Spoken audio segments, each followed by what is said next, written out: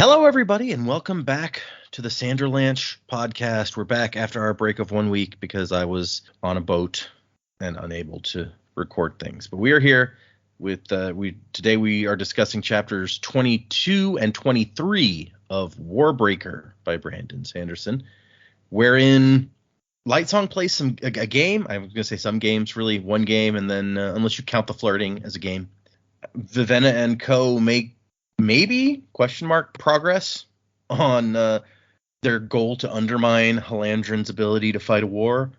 And then Lightsong and Blushweaver meet Mercy Star, and we hear a little bit about the other side of the perspective. Last time we saw Vasher invade Mercy Star's palace, and now we see the other side of that coin. So I'm Data, and with me today is Joe, Jamie, and Dak. Everyone's here. Yay. So hang on to something, everybody. The Sanderlanche is about to begin. To emerge and to breathe anew, for a purpose so far from my own. And this world I've awoken to seems familiar but somehow unknown. And the branches of gold on the skyline reach out to the sweep of the stars.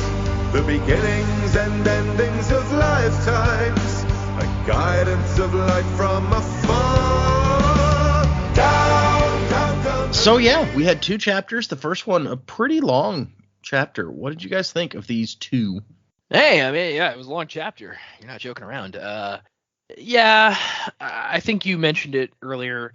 Not a lot actually happens in these chapters. Not a ton anyway. It's mostly just inner monologue stuff. But, you know, with all that being said, I actually really enjoyed these chapters. I'm finally interested in what Lightsong's doing as opposed to the rest of the book where I have not been interested in what he's doing. I like mysteries, so even though we kind of know what happened, there's obviously like another layer to Vasher infiltrating Mercy Star's palace that we don't know. So I am interested in that from his perspective.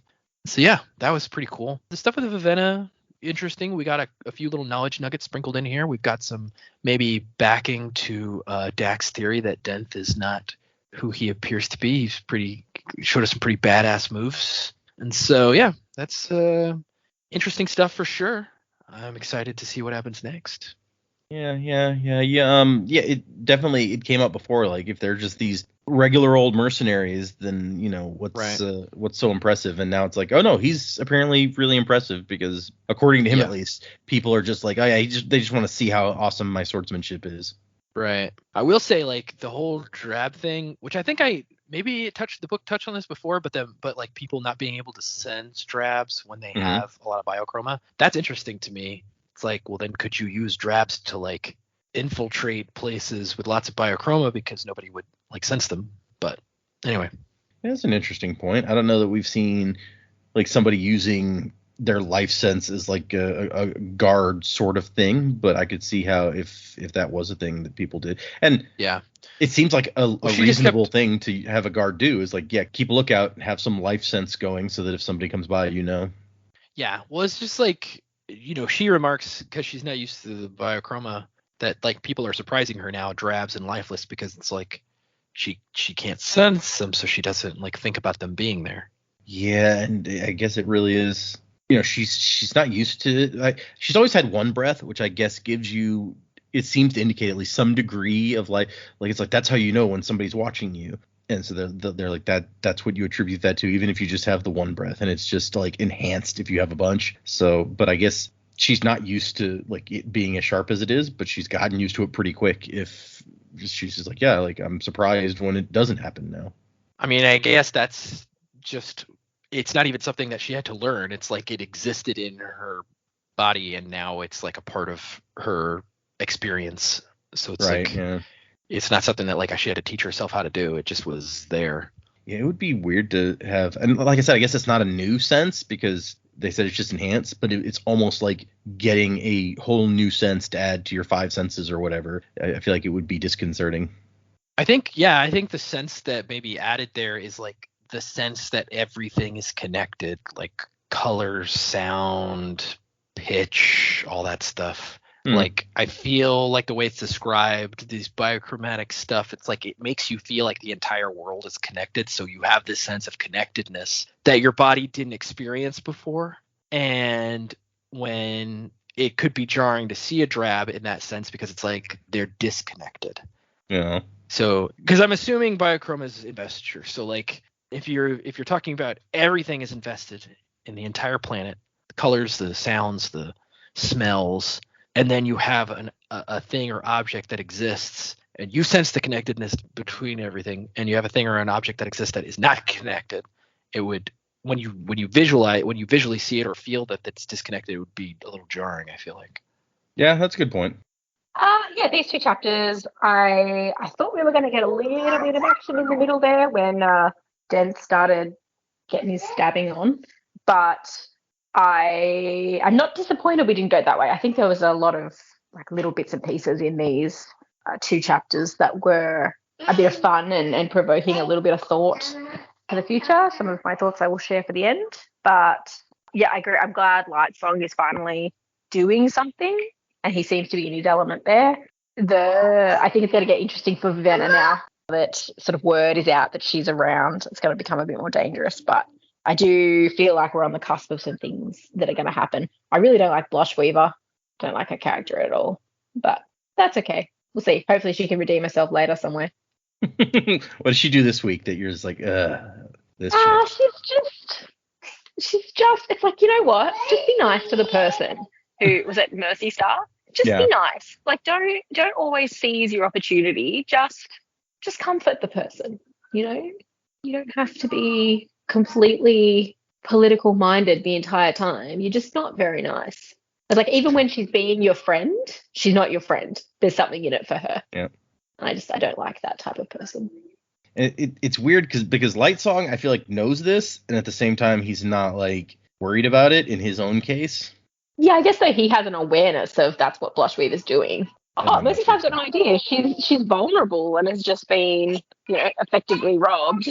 Someone's broken in and doing God knows what in an area that she thought she was really secure. She's going through a lot of stuff right now, and Blushweaver's in there just being like, but if you come and join us, this will be better for you. And like, at least Lightsong knows what Blushweaver's doing and can make informed decisions. It's true. I feel like he should be more worried about this than he is, but that's me. And maybe he will be more worried about it. Maybe the best thing you could do is stay close to your enemies, right? She's not quite an enemy, but I reckon she's not far off. But at least if he's in, he knows what's going on. That's true. These chapters were okay. Reading these chapters, it was really apparent to me, like the characters the perspective characters I find really interesting are Vasher and Ciri. So when we get some decent chapters without them, it was noticeable. Like, Vivenna stuff is okay, even if like the mercs continue to grate on me a bit. But Lightsong's, I agree with Joe. Like, when he starts doing his crime scene investigator stuff at the end, that was interesting. But until that point, I'm just like, man, you're really not doing it for me. And your supporting cast are frankly irritating as hell. Blushweaver is, she's just an irritating femme fatale. Mercy Star is just like Panicky Pete over here. And then you've got him playing croquet with the upper class snobs. And I'm like, oh my god, I did not expect this. So yeah, Lightsong's bits are like just kind of a drag for me at this point. Yeah, Vivenna stuff was fairly interesting. I liked meeting the criminal underworld, and they're just like, oh, you've got a fake princess, eh? How much do you want for him? I'm like, oh god, this is getting dark. Yeah, how messed up was that? Yeah, but like her stuff was pretty interesting, but Lightsong's was just really pulling me down this week. It was interesting because I think this is the first look that we get at, other than Lightsong and Blushweaver, at the court of the gods. I don't really count what we've seen of the God King because he's not really part of the he's not part of the like we're meeting more and more of the gods, and like the more of them we meet, I just realize I don't like any of you. You all kind of suck. You're like, and I get it. It's probably intentional because, like, building off our theories we've already made, the priests are fattening them up, keeping them, decadent and lazy and foolish and unaware of what's going on, so that the priests have the real control. So it all makes sense in the context of what we read, but that doesn't make it easier to read, like, the snotty-nosed bastard going, I say, excellent shot, Lightsong, old boy. I'm like, oh, piss off. The game is fascinating because of how ridiculously complex it seems. Oh, and 100% that is intentional. Brand's just like, how dumb can I make this? And like, so to the point where everything Lightsong. I did think it was funny how Lightsong is deliberately fucking up as bad as he can, and he still comes out winning. He's like, what do I have to do to lose?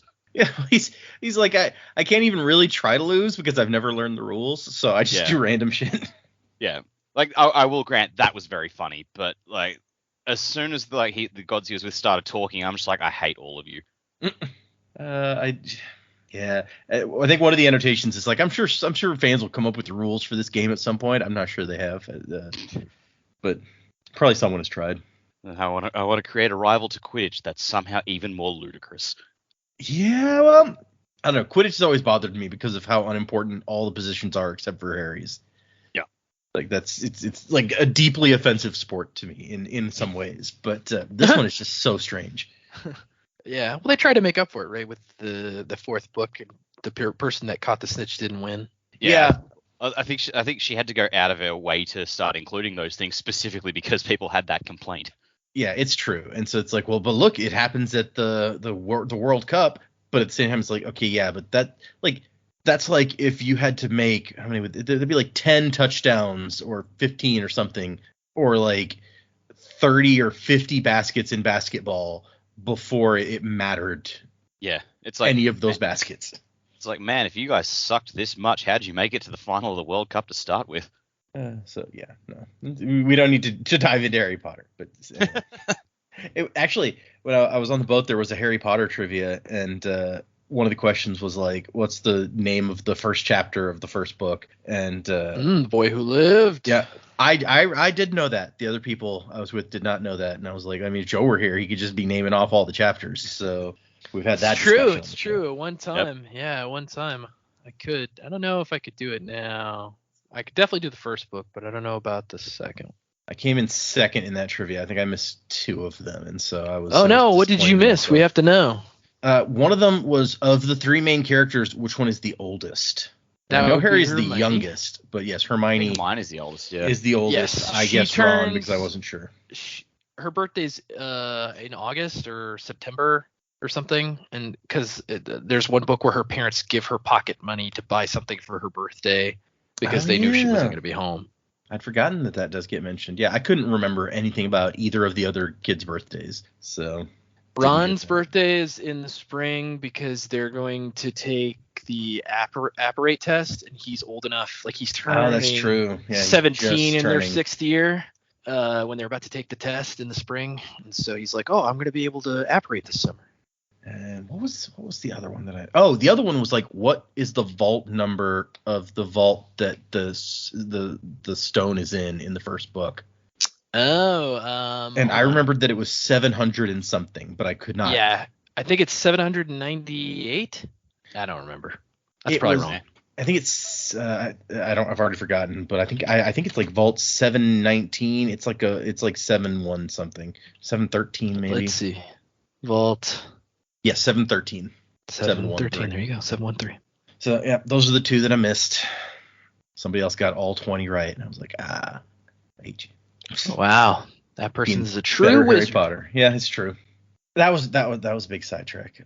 Did Dak finish his? Yeah, I'm done. Okay, I was like, I've forgotten where we were completely. I don't want to skip Dak again like I have done in the past. Okay. Well, then I guess let's get into these 2 chapters. So yes, we start out, we're meeting some new gods. We've got Weatherlove, god of storms. Who are the other 2 here? We've got Truthcall, god of justice. Yeah, and Life Blesser, god of healing. Yeah. So they all have their domains, although it doesn't seem like any of them pays that much attention to their particular domains. It's not like when we were talking about the weather earlier, no one was like, hey, let's go talk to Weatherlove and see if he can change the weather. So it's just, I wonder how did he die? That it's like, you are the weather god. I like to imagine that. Yeah, I was going to say, I like to imagine that they were killed in some manner that befits the position they were given after they died. So struck by lightning was my first thought, but to go back to volcanoes for a second, like, what if this guy was a volcanologist? He fell into a volcano as it erupted, and his body got thrown all the way back to the city and just landed in the middle of the palace square. And it's gone, oh, it's raining dead guys. Wow. Solid volcano theory. I'm on board with it. Sure. That's a new volcano theory for the list of volcano theories. You can't prove it didn't happen. Yeah, that's right. You watched it. You can't unwatch it. So this game involves like a giant, because it's bigger than usual because they're gods and they have super god strength or whatever. Yeah. But it involves a big field with lots of areas that you can land a sphere in. I imagine they're like croquet balls or something. This makes me think like it's a cross between shot put and top golf. Interesting. Okay. The way that it's described, because they're just throwing the balls, so it's like, is it like you're shot putting balls, and maybe there's like score zones, so then it's like top golf. Yeah, it seems to there's definitely zones, and you've got a bunch of different balls to choose from, and so like strategically deciding what ball to use and getting it into the best zone can get you the most points every turn. Yeah, maybe it's also like curling where you can like move other people's balls and like screw them over. Do you guys have Top Golf in Australia? Maybe it's not called Top Golf, because I think that's a brand name. I'm not familiar with that term. No. So Top Golf is like you go to this place and they have balconies, and you golf from the balconies onto like a green, but the greens are divided into zones, like scoring zones, so you get different points based on where you hit your ball. So it's golf, but like target golf, basically. Sounds like a driving range crossed with an archery range. Yeah, basically that's what it is. Yeah.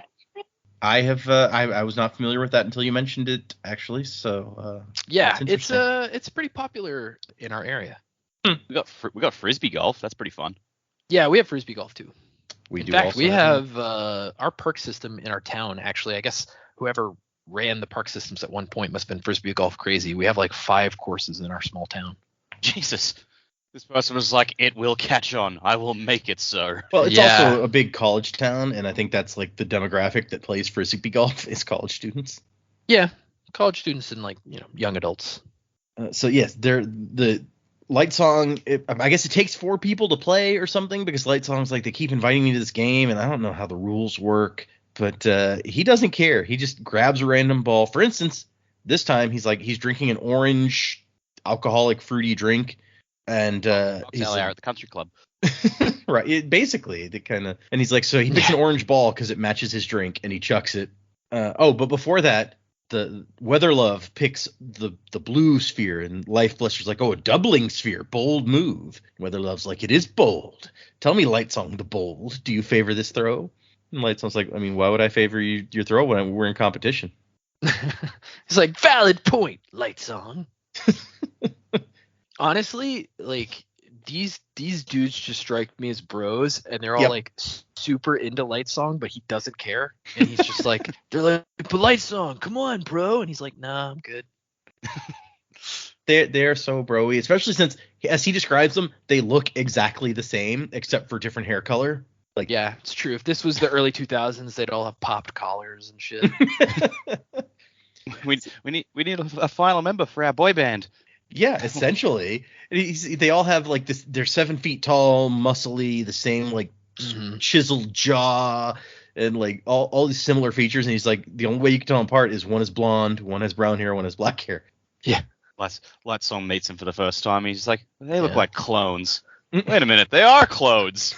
I think Brandon must have been thinking back to his college days here and been like, what are the biggest assholes that I remembered? Oh yeah, these guys. Let's make these guys in my book. They got dude bros at BYU, probably. I mean, you get them anywhere. Yeah, they're everywhere. Can't get away from the dude bros. So yeah, he picks up an orange one for his turn because it matches his drink, and he just throws it like wherever. He doesn't know the rules and has never bothered to learn, and he gets 413 points for his throw. And Truth Call's like, man, another magnificent throw. How do you do it? I never would have thought to use a reversal sphere. Oh, is that what that is? Honestly, Lightsong makes me think of Walter, but in reverse from Big Lebowski. He's like, am I the only one who doesn't give a shit about the rules? And so his explanation is you have to get inside the mind of the sphere. Think like it does. Reason as it might. And they take this 100% seriously, where he's like, what type of reasoning does a wooden sphere do? The circular type, I should think. Which is by coincidence my favorite type. Maybe that's why I'm so good. It's like, the ball speaks to me. It says, I used to be a tree. So we got Life Blesser, God of Healing, is apparently not the smartest of the gods. And Lightsong's like, yeah, unfortunately being returned doesn't make you any smarter. Which, we talked about Weather Love. How does the God of Healing die? Was he just, like, in a hospital and he died? I don't... Yeah. He healed somebody, but then maybe he was a doctor and he healed them, but then he got sick from whatever they had and he died, maybe? That'd be a good way. Maybe Dumb doctor, apparently. Yeah, he's one of those doctors who was performing a surgery and accidentally cut off his own finger and died from the infection. But yeah, I mean, Dak said that he imagines them dying in relation to their name, but I think we've pretty much been told. It's like Lightsong is Lightsong the Bold because he died very bravely, so... Right. He was one of those doctors that thought COVID was a hoax, and then... Yeah. Oh, no. Yep. He contracted COVID and then died. That's probably what...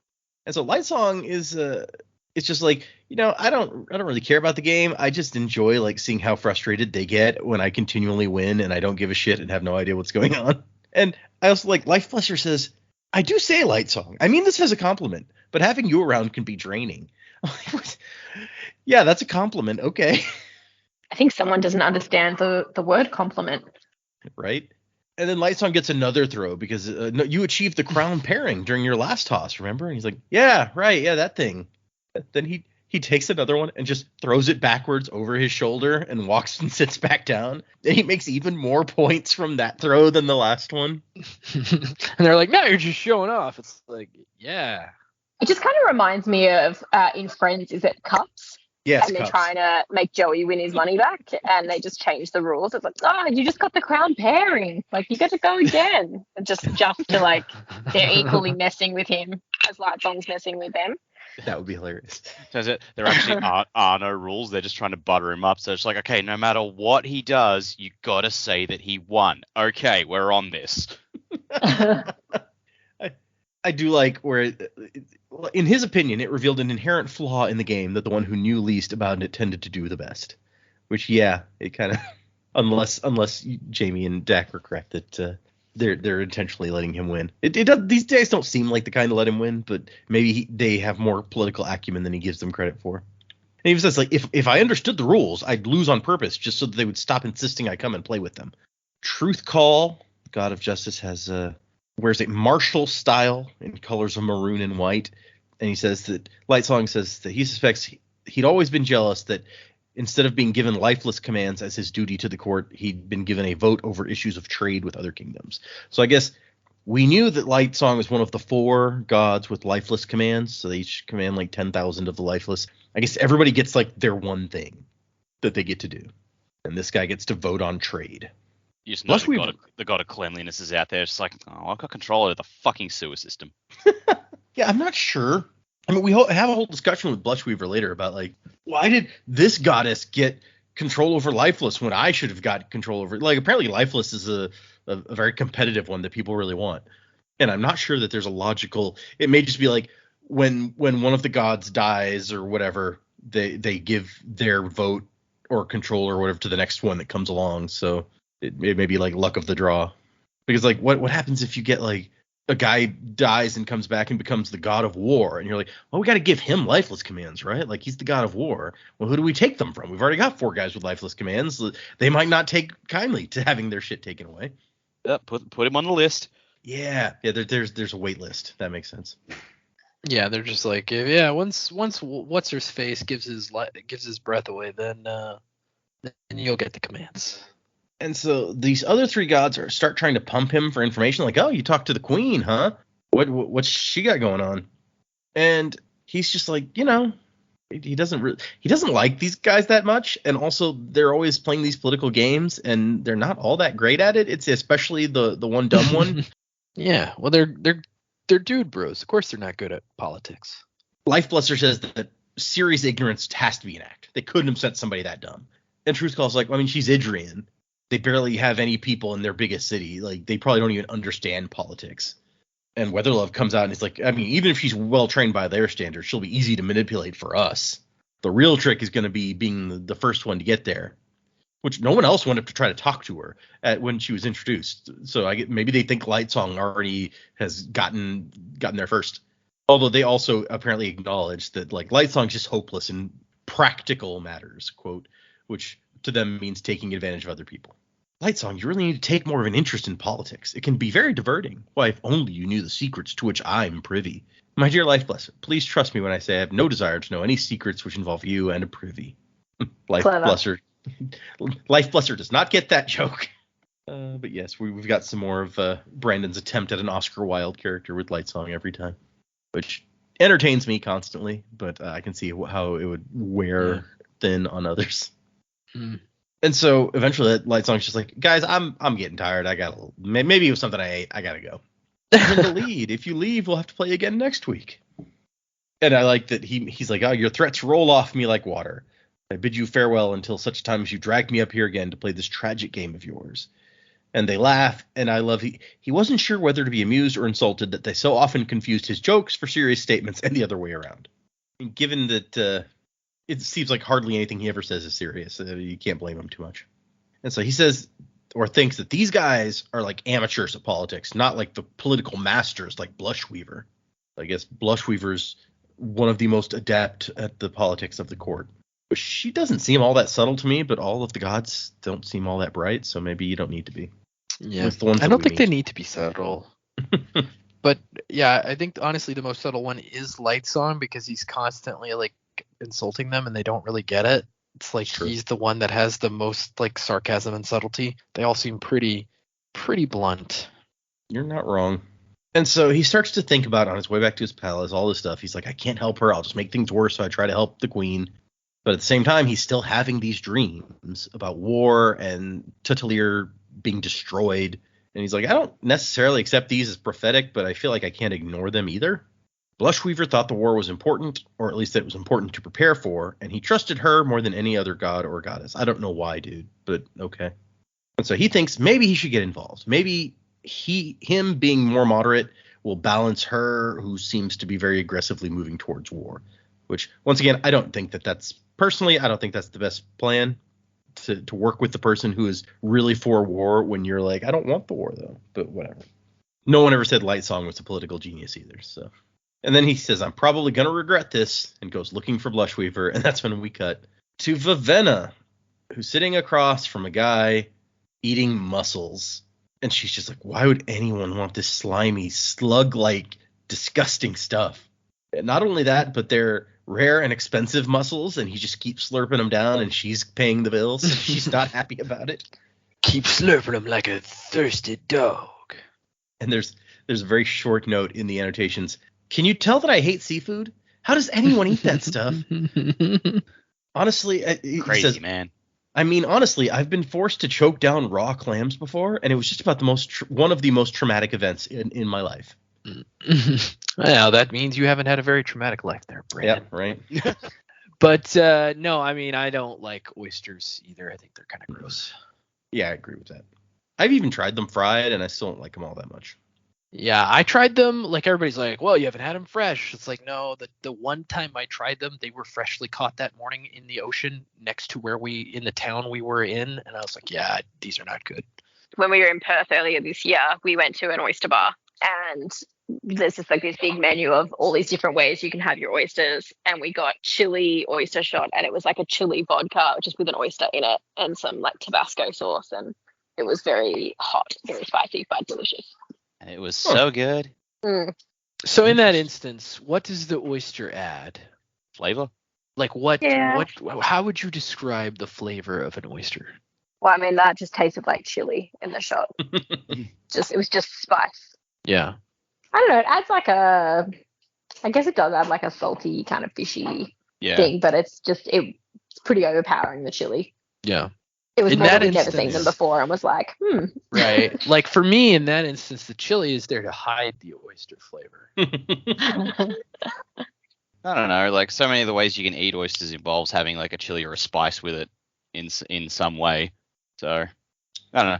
We used to make Kilpatrick all the time at home. Oh yeah. Bacon and Worcestershire sauce, and then bake them in the oven. Interesting. We would, quite a lot of the time we would have oysters and play Scrabble. Huh. All right.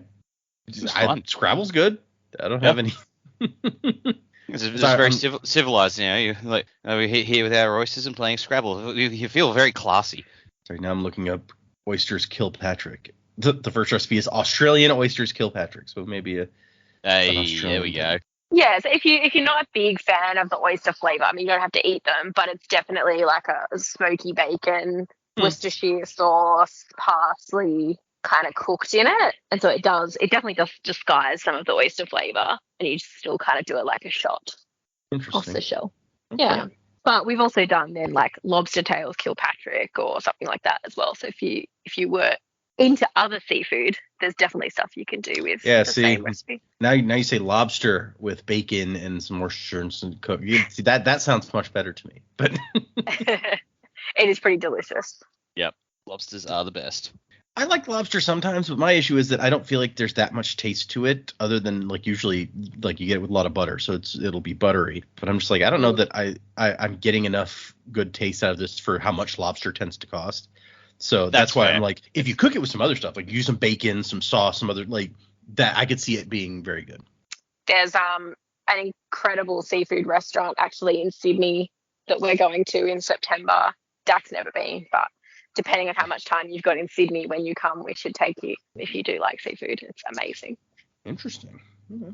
Yeah, I have no idea how long I'm gonna be there. I still need to get in. Failing that, the Sydney fish markets are like right at the pier, so there's heaps of seafood places. That's always nice. Okay, back to what we were doing.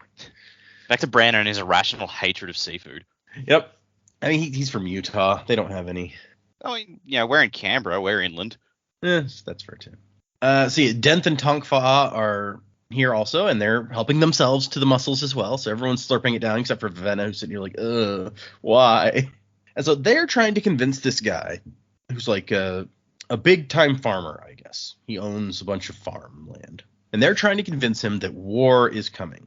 Yeah, and the dumb pun I had in my head, and it's like, this guy's a farmer. He's head of the criminal network. I'm just like, so he's the god farmer? That's okay. Yeah, I like that. Anytime I hear farmer, I just think of Last Action Hero. You want to be a farmer? How about a couple of acres? Then he kicks the guy in the junk. It's good. It's a good movie. That is, yeah, it's fun. It's ridiculous. I love that movie. And so they're trying to convince him, like, war is coming, and what's going to happen when war starts is the government is going to basically confiscate all of your wheat or whatever and pay you like a minimal price for it. If you harvest all of your stuff early and sell it at, decent peacetime rates, then you'll be way ahead of the game. You'll make way more money than you would otherwise. Or actually, I guess they don't pay him at all, because there's a stipulation in the land ownership that says that if war comes, then all of his stuff becomes property of the returned. And it's really not a bad deal for him, because it's like the government would just seize your land anyway. All that having this like agreement with them does is you don't get to complain about it after the fact. And okay, so the agreement is because he gets lifeless that help in the fields. So he gets lifeless in exchange for, if war starts, they get all his stuff, his food. And so he's like, okay, yeah, but we've been almost at war with Idris for like a decade now. Why all of a sudden you think that it's actually going to happen? And that's when they have Vivenna show off her ability to change her hair color. And since this is a thing that a very, very limited number of people can do, it is instantly like it's better than ID. You know who this is, or at least that she's one of 3 possible people. He's like, the queen? And she's like, no, I'm the queen's sister. And so Denth says that she's here to organize resistance against the gods and to prepare Adrian interests here for the coming war. And do you really think that the king would have sent his daughter here if war was not imminent? And the best they can get from this guy, whose name is Fob, which is a silly name, but whatever, is he's like, okay, I'll think about harvesting early. And Denth is like, all right. And then they leave and move on towards the next meeting. So apparently they meet in restaurants all day with various people, and she has to pay for food constantly. And Tongfa and Denth apparently they're like, yeah, we'll eat food while we're sitting in the restaurant. Of course, whatever we're having. And we find out a little bit about Claude the Lifeless. Jules has the command phrases to control him, and We found out how lifeless work a little bit when Vasher created the squirrel one, but Denth kind of outlines it again here somewhere. It's like there's a security phrase that prevents other people from giving instructions to a lifeless. The thing about lifeless, why they're useful, is that other people can give instructions to them. It's not like other awakenings where you give one-time instructions.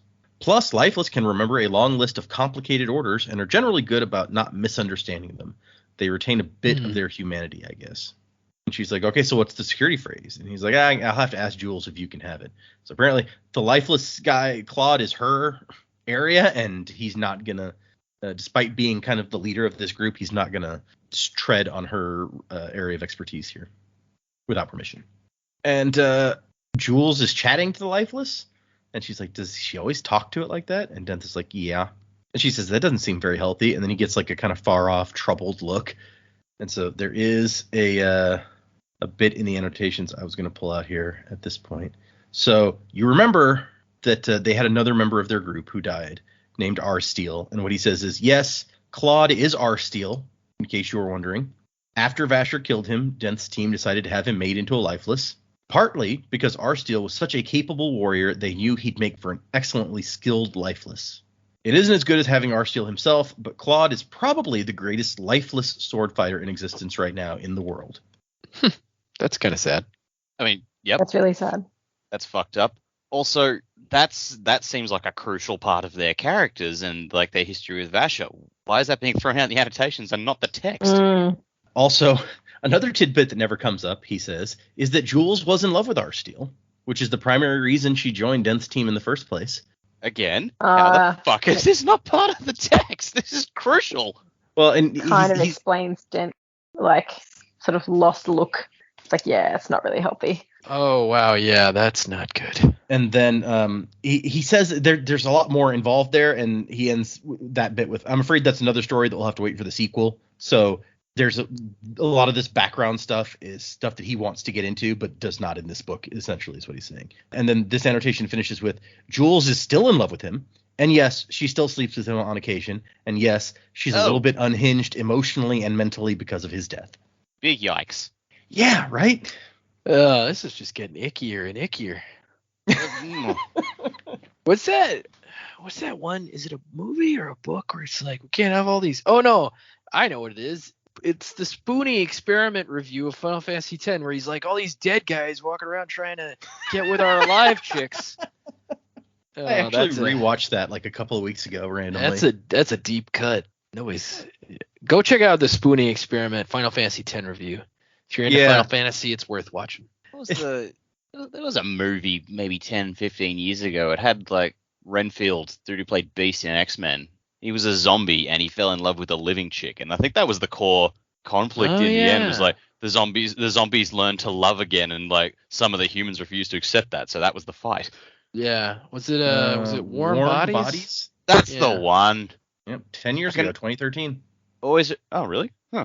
Always remember that movie. Never remember the title. Never saw it. That guy's aging. That guy has aged very well. He's a good looking dude, and he looks the same. Yeah. Plus, he's doing pretty well for himself. He's killing it on like the weird little indie comedy route. That's true. I mean, it's not like Renfield was hitting it big, but it was an entertaining movie. There was that, and there's that TV show he does with Elle Fanning about Catherine the Great. I've only seen like little snippets here and there. I haven't actually sat down and properly watched it, but apparently it's fucking hysterical. Yeah, he plays her husband. Yeah. I didn't know there was a show about Catherine the Great. It's called The Great. Okay, yeah. That makes sense. Up to like, I don't know how many seasons now. Also in a TV show called Crossing Swords. I don't know what that was about. And he played J.R.R. Tolkien in a movie called Tolkien. Never seen it, but I want to. Biopics are becoming a pretty big thing in recent years. We got a few interesting ones coming out this year, like Oppenheimer later this month, and then Joaquin Phoenix is playing like Napoleon. Does that really count as a biopic, or is that more of a historical war movie? I don't know, actually. That's a good point. There's a Leonard Bernstein movie. Sorry, now I got distracted from biopics. Yeah, we've digressed very far now. Yeah. We're talking about this lady being icky, still making love to her dead lover. Her corpse boyfriend. Yeah, that's a thing. Yep. So yeah, that's obviously you had to touch on that annotation when we got to Sure. I guess have to is one word for it. And then to distract from that, we have Tonk Fa with a new pet. He's got a monkey. And she's like, what happened to the parrot? Exactly. I was taking notes, and I'm like, what the fuck happened to the parrot? What did he do to the parrot? Did he just not feed it? Yeah, Denth is like, Tonks isn't very good with pets. Yeah, and Tonk feed on it. Tonk Fa's like, parrots are boring anyway. Monkeys are much more interesting. He's like, parrots are boring. Like, I'm mad about what happened with that parrot, so it was boring. Yeah. Right. That's the real story, is what happened to the parrot. Maybe it's like off screen. He actually just reenacted that episode of Futurama where Fry bought the parrot and it got killed by Santa. Yeah, it's true. Tinny Tim gets some dinner. Yeah, no. Yep. But yeah, we're going off to the next restaurant to meet a new guy, and this guy is Grable. That's his name. So they go in the restaurant and they sit down, and then Grable takes a seat at the next table over, and Dent's like, oh, what? Geez, we're paranoid, huh? And Tongfa's like, I don't care, more food for us, because the food has just arrived. Something battered and fried, and the monkey gets some too. So there you go. And so what Dent is here to say is we want to make certain supply carts disappear on the way into the city. And Vivenna's like, oh, geez, are we talking about this just out in the open? And Tongfa's like, nah, Grable owns the whole place. Probably everybody in here is his bodyguards. So these aren't long-distance caravans. This is going to be difficult. They're going to be right up near the city. And here's a bag of money just for meeting with us. And Vivenna's like, oh, geez, more of my money going out the window. All right. And Grable's like, oh, let's see the hair first. And so she does her hair thing, and he says, nah, where'd you find her? And Dent's like, what? A person with enough royal blood to imitate one of the princesses? And Dent's like, no, she's not an imposter. Yeah, whatever. You could tell me. Come on. And Vivenna says, no, being royal isn't just about blood. It's about lineage. My children won't have the royal locks unless I become queen. Only potential heirs have the ability to change their hair color. Yeah, I don't think she knows how DNA works. And Grable's like, that's bullshit. And here's the other, or another annotation I wanted to bring out about this discussion where only potential heirs have the ability to change their hair. Brandon says, this is true. It's not a matter of genetics, but lineage. There's a subtle distinction. Only the children of the person who ends up inheriting has the royal locks. Though there are a couple of notable exceptions, but they won't show up in this book, so it doesn't really matter. It'll be a different novel if I ever explain how these royal locks really work. Yeah, I was about to say, how does it work? It's just like some weird spooky magic. It's like, okay, you became heirs, so now these people have locks. That didn't make any sense. Well, and whoever the shard is really just loves fucking with the royalty.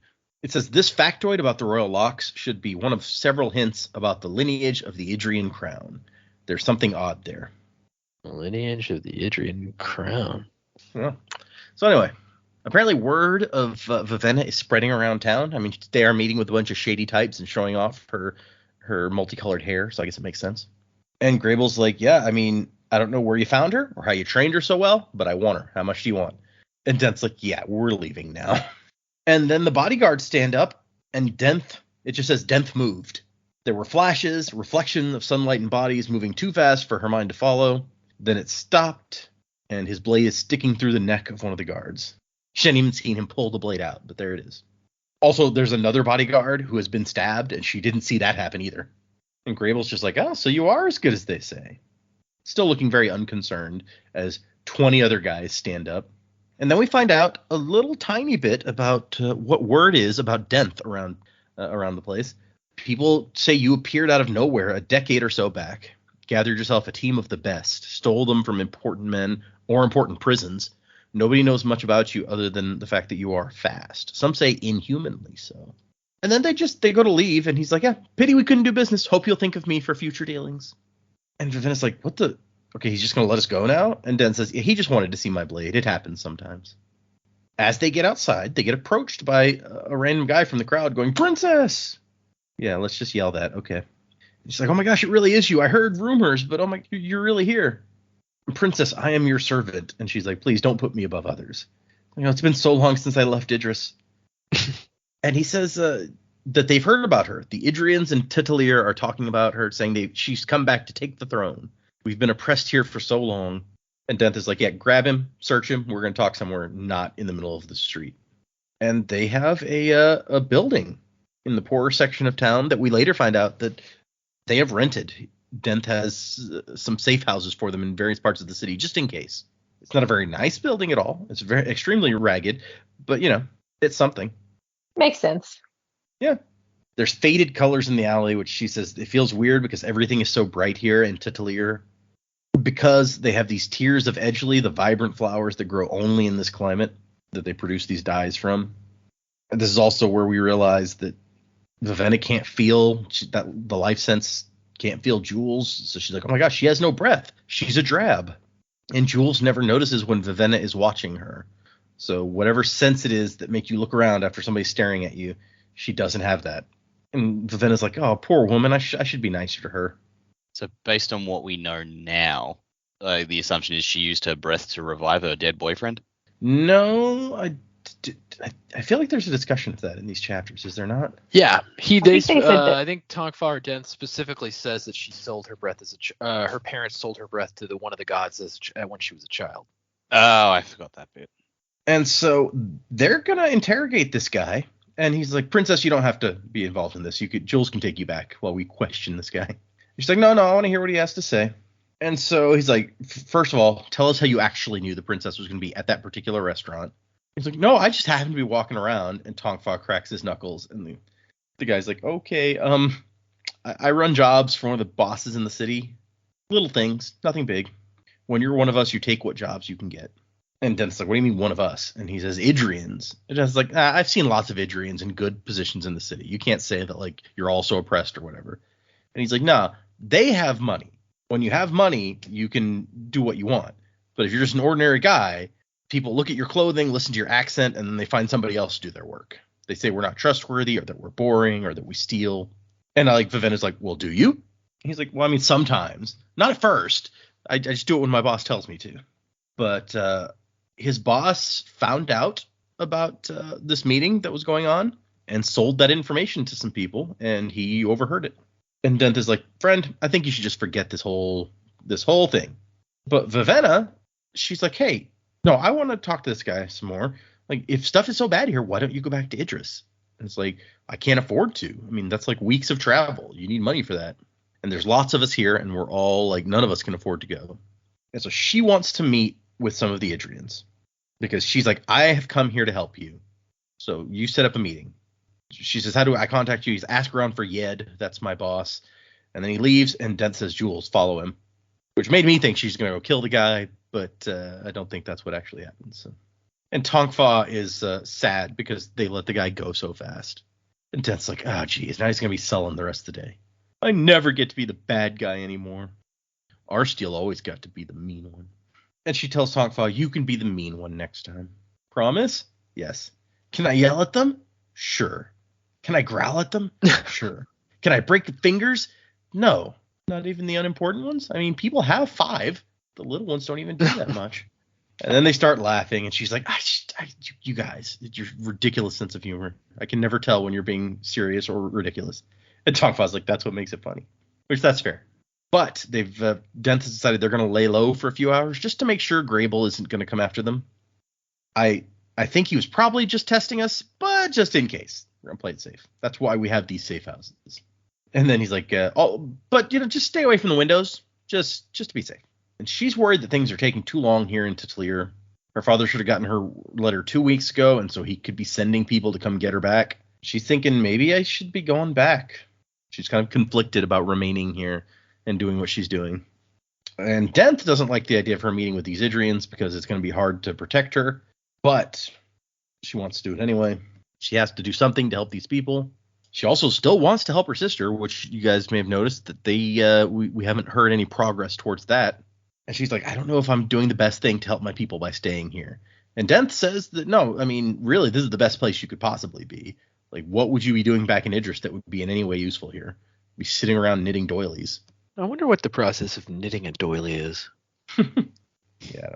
And then she turns, and Claude is standing right there, and she freaks out and wants him to go stay in the basement. But I also felt like Dent says that he does that sometimes, and I almost felt like maybe that wasn't true. He was just trying to make her feel better, and maybe in his brain he's thinking, like, what the hell is he doing? Yeah, it does say that he does that sometimes, Dent said, chuckling, though it sounded false to Vivenna. So yeah, I mean, if he doesn't just do that sometimes, then what happened? And so yeah, here's where we find out that Can't feel Jules because she's a drab. And he's like, yeah, has been since she was a child. Her parents sold her breath to one of the gods. And Vena's like, that's so horrible. I really need to show her more kindness. And Dent's like, yeah, it's not really so bad. I've been without breath myself, and it doesn't make that big a difference. And Vivenna's like, but you're selling your soul. And that's just superstition. It doesn't change you that much. And that's another thing that I want to pull out here. So from the annotations, he says, Vivenna is right about what happens to a person when they lose their breath. It is part of your soul. And without one, you're more prone to depression. You get sick more easily. You're generally more irritable. I include this mention here because I'm betting most people who read the book side with Dent and assume he's right when he talks about these things. But don't be too judgmental on the Idrians. Yes, they are biased, but the Halandran are too in a lot of ways. It's not as simple as one side being right and the other wrong. In this case, the Idrian teachings are mostly correct, and most Halandran are looking for a justification when they say giving one's breath isn't all that damaging to them. Giving up one's breath isn't all that damaging. So a little more look into how that works. And so Vivenna's just like, whatever. Like, you call my stuff superstitious, but I could turn those words back on you. And why would you even bother buying a breath back if it didn't actually matter? And eventually they decide to care. After Jules comes back and says the guy is who he says he was, she's asked around. Then Dent is like, okay, we can go back to the house. That's the end of chapter 22, our very long chapter here. And we move into 23. Lightsong and Blushweaver. She's enjoying the art of one of the city's master gardeners. And because they can't leave the city of the gods, a master gardener has to bring flower beds to them. So there's hundreds of planters and pots and vases with flowers in them, and he has people arrange them in patterns to please the gods. What a weird, yes, and like what a weird, strenuous job. And Brandon talks about a little bit where he's like, I kind of like this concept of a gardener is like makes an art form out of moving stuff around on the fly. They have all these servants with these different pots, and they rush around and they put them down and they retreat and leave them there for a few moments and then repeat. It's like synchronized swimming, but with plants. Sounds exhausting. Yeah, it does. And so Blushweaver's like, Lightsong, visiting a lady in her home. How charmingly forward. Well, enough of this small talk. Let's retire to the bedroom. She's not a small talk lady. And he has a sheet of paper where he's written down how their conversation would go. And he's like, no, please read this. To start, Blushweaver says something mildly suggestive. And she's like, I mean, I invited you to the bedroom. That's kind of blatant. I underestimated you. Please continue. Lightsong then says something so incredibly charming and clever that she's left stunned by his brilliance and cannot speak for several minutes. She's like, really? Do I really have to read this crap?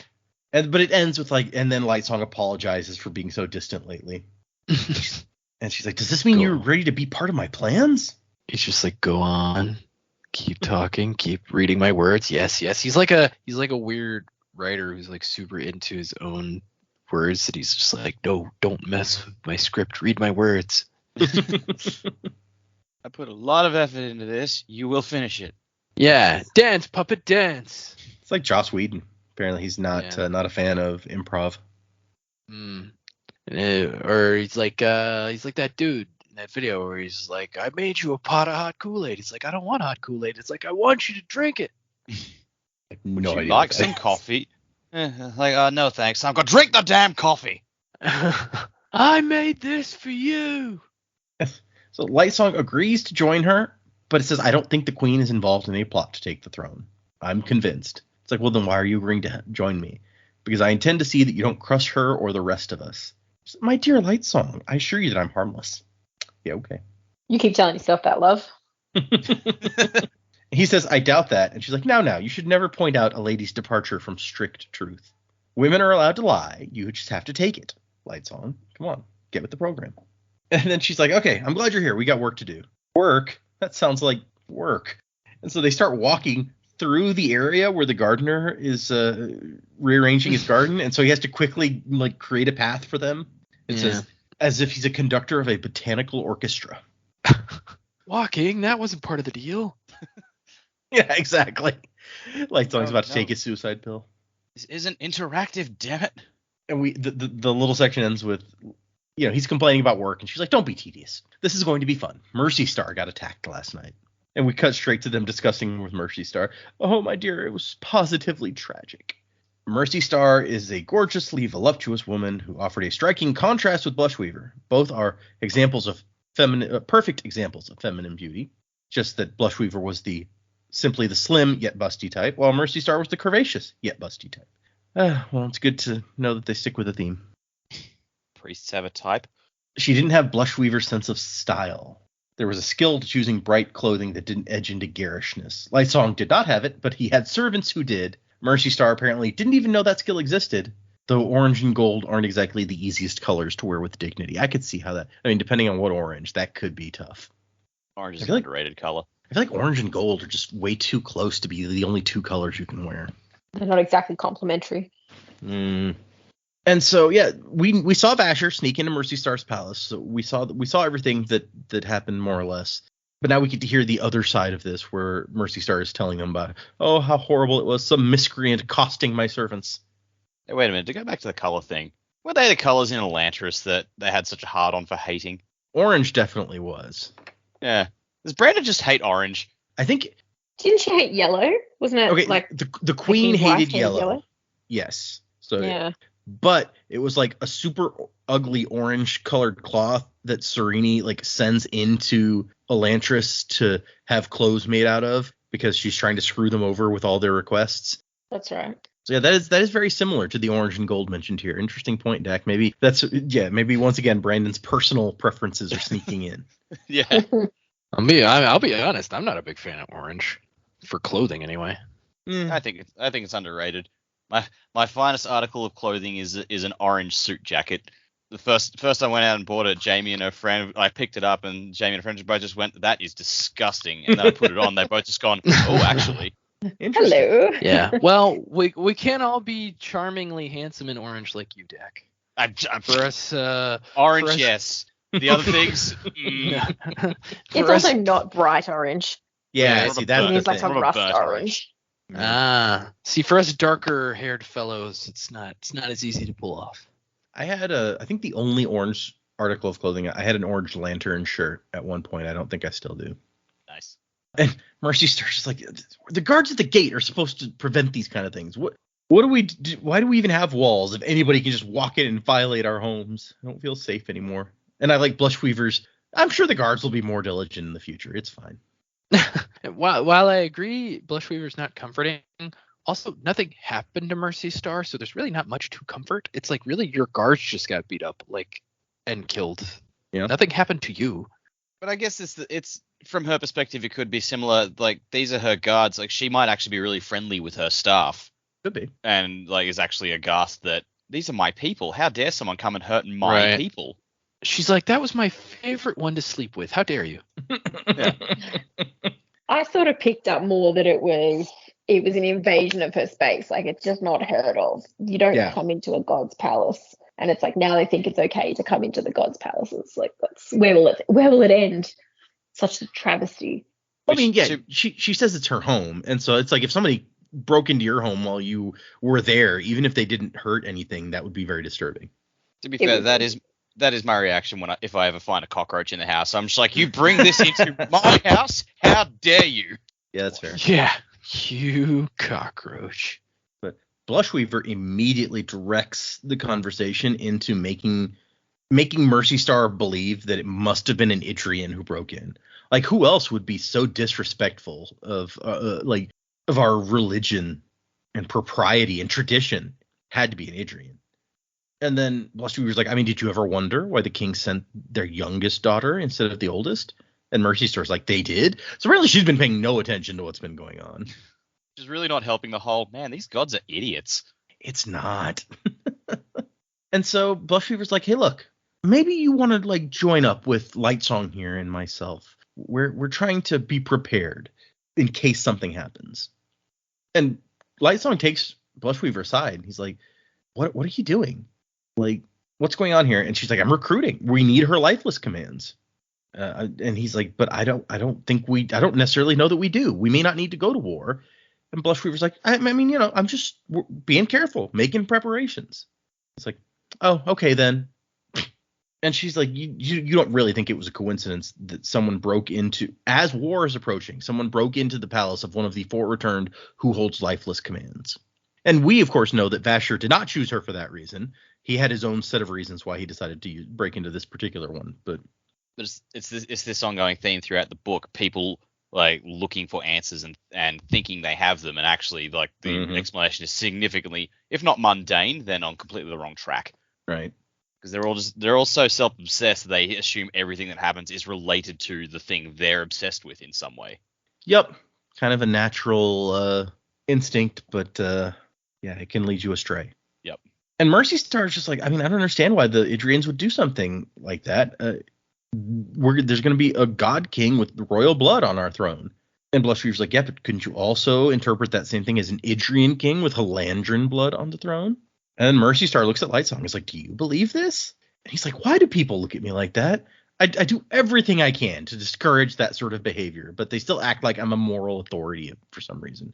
I mean, you're a god, but so is she, to be fair. Also, it's like, well, you showed up for this little consultation, so... Yeah. I did everything except I think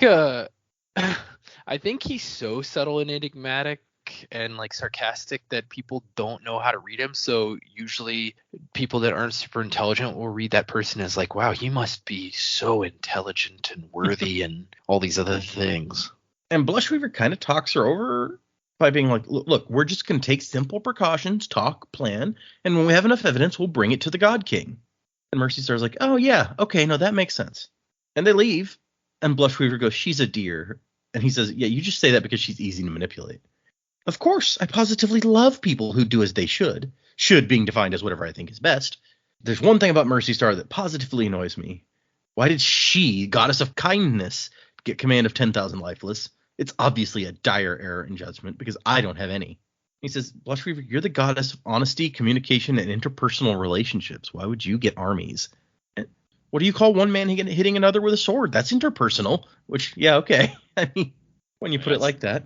I'd say kindness is actually a good fit for the army because it's like, you know, you can send them on humanitarian missions or, you know, you got to be kind enough to know when not to fight a fucking war. Exactly. Blushweaver would be like, let's go. See, I think it makes good sense. But Blushweaver just wants the army. She doesn't actually care. And then Blushweaver's like, I should think that you'd appreciate my arguments since relationships are, in fact, war, as is clear in our relationship. And then she has to poke him. It's like, Lightsong, pay attention to me. Your banter has been decidedly off today. I may just have to find someone else to play with. Like, yeah. What? Tragic. I know. Sure. Okay, cool. Thanks. So this was just a one-person break-in? She's like, supposedly, it's not important. Was anyone injured? Yeah, whatever. A couple servants, one dead, I think. Like, pay attention to me, not that. And he's like, wait, somebody died? Oh, I'm going back to talk to her. And she's like, fine, but you're going to do it without me. I have gardens to enjoy. All right, talk to you later. I just, how annoyed she is at him. The perfect way to keep this woman's attention, I think, because, you know, she wants all the attention and refusing to give it to her just makes her want his attention more, I suspect. Yeah, cool. See ya. Yeah, exactly. And so he goes back. He wants to talk to, he wants to find out more about what happened. And Mercy Star says, it's weird. Like, 2 guards were knocked unconscious, and then 4 of my servants came in, and he fought them, knocked one out, killed another one. 2 of them escaped. He says, how's the man killed? I really don't know. My priest can tell you. I was too traumatized to take in the details. Have I mentioned how thoroughly out of sorts I am? One would think you'd prefer to stay here and comfort me rather than go talk to priests. And he's like, if you know anything about me, Mercy Star, you will realize that leaving you alone is the best comfort that I can offer. Then he says, that was a joke. I'm bad at those. Scoot, are you coming? So it's just going to be Scoot and Lightsong off to interrogate the priests. And Larimar's like, what? Why are we doing this? After they leave the other priests standing around in the grass like a group of children abandoned by their parents, it says. And Lightsong's like, I don't actually know why we're doing this. I just, I feel like something odd is going on here. Wait, where's Master Lightsong going? And Larimar's like, this is very uncharacteristic of you. And he's like, I know, right? I can't say what prompted it. Curiosity, I guess. Curiosity that outweighs your desire to avoid doing, well, anything at all? And he just shrugs, like, he's feeling energized. And instead of lethargy, he has this excitement that's almost familiar. And he finds the priest and he's like, okay, you guys can tell me more about the break-in. They don't really want to, but he, despite not being their god, he is a god. So they have to answer his questions. And so the first 2 guards are knocked out. One is immobilized with an awakened rope, while one remained behind to delay the intruder. The other 2 ran for aid. Well, that's a nice perspective of, he stayed behind to delay the intruder, not to pick up the freaky sword that got dropped in front of him. But at the time that he was knocked unconscious, the tied up guy was still alive. But while everyone else was delayed by a lifeless animal, the tied up guy got killed, stabbed through the heart with a dueling blade. So, just because I can't remember, did Vasher actually kill that guy or no? We definitely did not see Vasher kill the guy. Okay. So possibly a third party was involved that we don't know about. As I recall, that scene ends with they find like a secret passage in the floor and they're about to drop down into it. And Nightblood rather is like, well, what if there's more guy? Or what if there's not another way out? And so it doesn't seem like if he's about to drop into a secret passage, Vasher would turn around and stab a guy. But yeah. Well, I mean, even if he dropped in the passage, I mean, he would have had to, if he had to escape the same way he came in, then I guess that could have happened. But I was just trying to piece it together. But maybe they're trying to hide something, so they killed that guy, like the other priests killed the guy. But who knows? He was also stabbed through the heart with a blade, a dueling blade. I don't know necessarily if you could classify Nightblood as a dueling blade, but we've never seen Vasher unsheath Nightblood to stab somebody. Also, I don't know what they consider a dueling blade in their culture. And so Lightsong's like, so an awakener? Huh. There's no way an Idrian did this, not with if they used awakening. What was this lifeless creature? A lifeless squirrel. The intruder used it as a diversion. It was made using modern command words. It even had ichor alcohol instead of blood. Took us the better part of the night to catch the thing. We had to call in these 2 hillbilly guys. Yeah. Yeah. So number 1, they said we got a fucking some kind of critter they can't catch. What do you think we should do? What kind of critter are we talking here, Paul? It certainly ain't no possum. They said it's real fluffy. Fluffy? Oh, you can't ever get knives through fluff. Too thick. No, sure can't. Oh, maybe we can squash it. Good. Might could make some good stew out of it. Yeah? Let's go find out. Oh, shit. Wait, are we on that planet with the zombie people? Is this going to be a zombie animal? No, well, maybe. I don't know. I honestly don't know because there's like 3 planets with zombies at this point. So it could be, but I can't reckon. Man, Paul, we got to stop putting a zombie animals pay extra clause in our contract. Yeah. No, you're right about that. All right. Well, yeah. I'll go get the squasher. All right. Let's do it. That was positively I don't know why you guys. Yeah, it was. I don't know why you guys bother scripting anything for Possum Hunters. You should just give you a premise and off you go. Yeah, exactly. Yeah. That was actually totally scripted. 100. That was Possum Hunters episode 2. Oh right there. yeah, that was it. You don't even have to be on the Patreon for it. There you go. Nah. But yeah, so Lightsong's like, what do you think that the guy was after? And they're like, we don't know. I mean, we scared him away before he could get his goal, obviously. One of our men saw him fleeing back out the way he'd come, which maybe Vasher went back out the way he came. He certainly didn't seem to be expecting to if he dropped down into a secret passage, but maybe it was a secret basement, not a passage, and he turned around and left again. Was it a secret tunnel? Secret tunnel. Through the mountain. Yep. So they think that he might have been a burglar to sneak into the gallery and steal the art. And you will remember that all of the art that gets sent to the gods is destroyed afterward. So I feel like you might actually be able to get some good money. Like that would be a rare piece that had passed through the court of the gods and not been destroyed. Yeah. Your precious art that's only looked at for a second and then destroyed. Mm. Well, I think we talked about that, right? Like some of the priests might be on the take and like actually selling that stuff in the black market and lining their own pockets. Well, I think that did come up. Maybe that's what Vasher uncovered in the basement, a painting smuggling ring. But Lightsong is like, okay, yeah, that's probably what happened. Good work on this. But he is instantly sure that the priests are lying to him. Didn't know how he could tell, but he knew it. Some instinct he hadn't realized he possessed. And so he and Larimar get into a discussion where he's like, yeah, no Idrian broke in last night. And Larimar's like, well, I mean, sometimes the Idrians are known to come here and buy themselves some breath. Yeah, but have you ever heard of one using a lifeless? Idrians hate lifeless, consider them abominations or some such nonsense. And he's like, why? And why do it anyway? You're going to kill one of the returned? They just get replaced, and there are protocols in place so that even the lifeless armies wouldn't be without someone to direct them for long. So that's good to know. And so Larimar's like, okay, so you think it was a thief? No. A common burglar with enough money to buy breath that he can just waste on a lifeless for a diversion? No, whoever broke in here already had money. I don't know that Vasher has money, but he has a lot of breath, so that could turn into money if he needed it to. And why sneak into the servants' hallway? There's nothing valuable there. And Larimar's quiet for a minute, and he's like, that's some very solid reasoning. You're like, he's shocked. And Lightsong's like, I know. This is so weird. I need to go get drunk. You can't get drunk, but I certainly enjoy trying.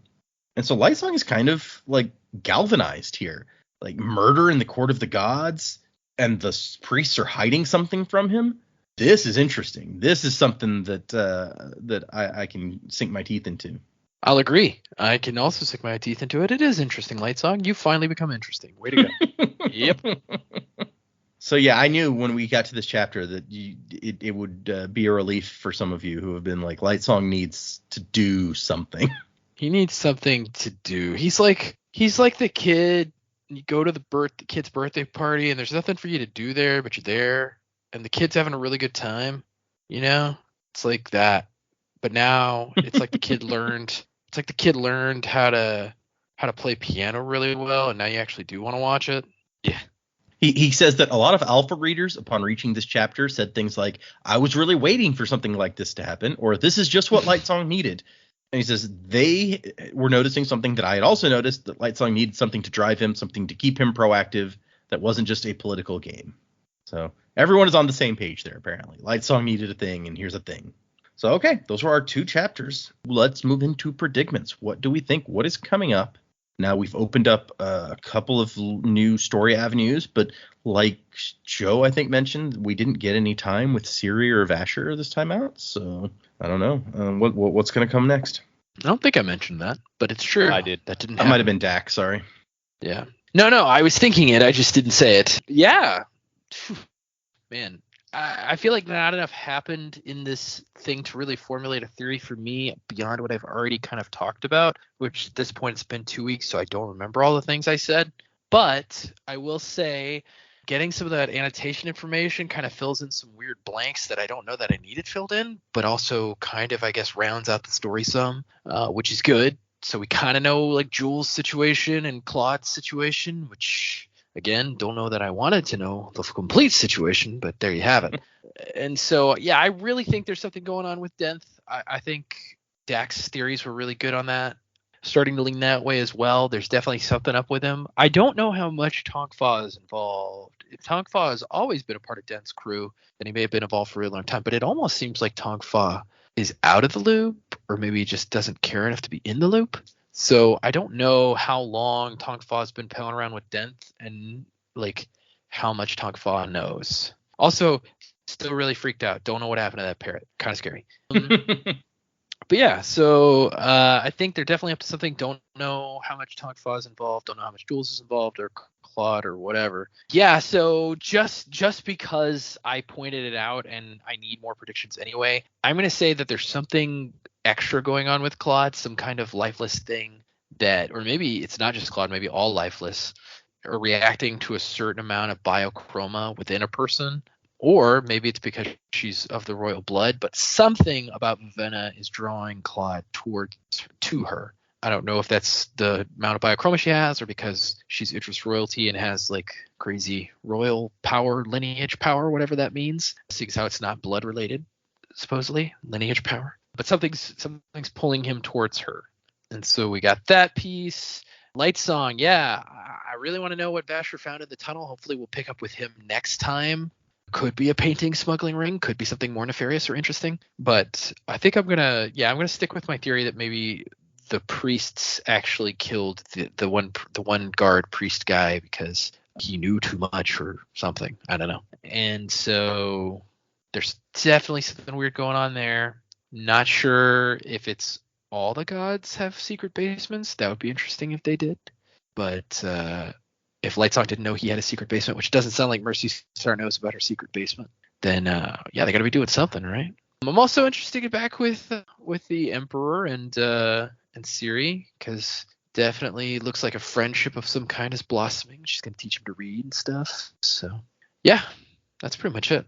I think I always assumed that even from the first appearance of the parrot, if you have a flying pet that's not in a cage or on a leash or something, I assume that thing's gonna leave at some point. Like it's gonna take off. It's like the Mitch Hedberg joke where it's like, I wanted a parrot, but I got a tape recorder instead, because it's like a parrot that doesn't fly away. Yeah. Well, you're and again, they said he's not good with pets, but parrots, you clip their wings so they don't fly away. So yeah, I don't know. And the same thing happens like now that he's got a monkey that doesn't seem to be on a leash or anything. I'm like, unless you've had this pet for a long time and trained it, that monkey's gonna leave. Like it's gonna take off when it sees food, and you're not gonna see it again. Like, maybe that's why he's bad with pets, is like he doesn't buy leashes. I don't know. He doesn't buy leashes. Is that going to be the running gag throughout this book? Is like he just keeps coming back with incredibly more ludicrous pets. It's like, Tongfa, what is that? A giraffe? Tongfa. One of the famous long-necked horses. Yeah. That the Koloss ride into battle. Wait, no, that's a different series, different planet. This is a like rainforest or something type climate. So the parrot and the monkey make sense. What else? Like you're gonna get like a python, jaguar. Jaguar. Yeah. Big cat. It's like he rocks up one day. It's like, oh, you don't have any pets today. It's like, no, I do. He holds up. I don't know what this is. I think they called it a bullet ant. No. It's like, oh God, no. And actually, there was I couldn't mention it at the time, but there was a reference earlier where it's like, how many of you are in the crew? And they say 3, unless you count pets. And Vivenna thinks he's talking about the bird, but actually Claude is being included in that reference, but in a subtle way, so Vivenna doesn't notice. That's even worse now. I know, right? So technically, So she's sleeping mean. with a pet. Yeah. Well, they don't. It almost seems like they don't count Jules as like a member anymore. It's like, yeah, she's here because Claude. Claude. Wait, so Jules is the pet? Sure. Is Jules Claude's pet? Is that how they say it? Yeah. It gets weirder and weirder. Yeah, no. Yeah. I think we This should is stop going devolving. down that path. Agreed. Well, I'm going to jump in here. So my prediction, I know now is not going to work out with the revelation of Claude and Arsteel. So I'll share it anyway and my thought process. So I thought that maybe like Arsteel was Lightsong. That's where I was going to go with my prediction, because maybe he died pretty bravely fighting. I think Denth actually got him, not Vasher. Yeah. And seeing Denth move so quickly with the blade and all that sort of stuff today, that's kind of sealed that in for me, which must make it like way worse that he's still around now. Yeah, maybe, I don't know, maybe Claude's trying to tell Vivenna, like, don't trust these guys. I don't know. But yeah, I thought maybe Lightsong had come back and that would sort of pan out. But obviously that's not how that went. But maybe Lightsong was a detective or something. He's found his purpose. You mentioned that Arsteel was quite a talented swordsman and that he's now like the best swordsman as a lifeless. Maybe if you keep, what you're really good at, the difference, I guess, between the lifeless and the returned, maybe Lightsong has those skill sets or something. He's definitely still smart. Like, he doesn't come back smarter or anything just because he's a returned. So yeah, I think this is probably a clue into who he was before. And I think Scoot is possibly seeing that. Some of his reactions were a little bit like, oh, like I'm happy that you're doing this. I don't know, felt a little familiar. So Yeah. maybe that's where that's going. Yeah, other than that, I don't really have anything new. I was pretty proud of where I was going to go with my prediction. One episode too late. But yeah, Denth, I don't think I trust him very much. Not quite sure what's really happening with the Idrians. I'd sort of forgotten about the king until they mentioned that he would have got the letter a couple of weeks ago. I was like, oh yeah. I was like, would he listen to Vivenna and take her threat seriously and like not turn up? I don't know. I'm not sure really about him. I'm very curious about the hair and the lineage and what this is supposed to be a clue about. Because at the moment, I think we've only seen people who can change their hair color, and they would have it as being a direct descendant of a king. But is it only if you're like first in line? You know, like what happens if you're first in line to inherit the throne and then you have children? Are they then in line? Like if you die and then it goes to someone else, or like do you then lose your ability to change your hair if you're no longer first in line? Or I don't know. I've got so many questions now. Right. About where this would go. Can the king's hair change color? I don't know. I think we definitely saw his hair change color. Ciri and I don't remember. Ciri and Vivenna both changed their hair colors before Ciri was in line for any throne, so... Yeah, the way Vivenna says it is like her children will get the ability to change their hair color, but only if she becomes queen. So it sounds like all of the children who, but it, like Jamie has a good point because it does get more complicated. Just looking at like succession of the British throne, where it's like, yes, the first child who's going to become king, his kids are, you know, next in line after him, right? But then if all of them died, then technically the next in line is like his younger sibling. So they are still in line for the throne. They're just not like in this direct line. So do they not get the hair color? But then, yeah. At what point do you go, yeah, that's probably enough people. If all these people get wiped out, then their hair can magically change later. But you don't need it now because you're too far down the line of succession. Like, just, yeah. Right. Yeah. Does their hair stop changing color at a certain point? Like, yeah, like it's the same person. Their hair could change color from the time they were a kid, but now they're not in the line of succession, so it stops changing color. Or yeah, the other way around, where it's like if the firstborn and all their kids die, does the secondborn's kids who are now like teenagers suddenly their hair starts changing color when it didn't before? So yeah, I mean, yeah. Well, so the place my mind went was I was thinking about like the Crown of the King's speech, and King George's successor, his older brother, who abdicated the throne. It's like, so it would have been for him, and like, oh, maybe his brother and his kids didn't get it, but then all of a sudden he abdicates, and it's like, do they just mysteriously, their hair just changes color now, and he's and you just imagine Colin Firth going, I am a grown-ass man and I do not need this. Yeah, I don't want to deal with this. But yes, I went and looked back. Like when the king sees Ciri riding her horse in or whatever, he gets all upset, and it's like even he can't keep his hair from changing color when he's usually pretty good at maintaining it. So his hair definitely does. Yeah, okay. So, you know, we're looking at a family that they legitimately have a claim to the throne. I wonder who else is going to show up somewhere who might have, like, I'm just curious about the comment of this will prompt questions or whatever Brandon said. It's like, who else are we going to see who will have that ability to change their color? Is it specifically the Idrian throne? Has someone else in Hallandren got a claim to the throne? Does it know in the future if you're going to be king or queen, or does it wait until you're promoted to that position? Yeah, very curious now. I do almost feel bad now about telling you guys about Claude, because I love this theory that like Lightsong was really our steal, and that could have gone on for a long time. It could have, but I'm kind of glad that it didn't, because I would have been annoyed later. I really don't have much this week. Like I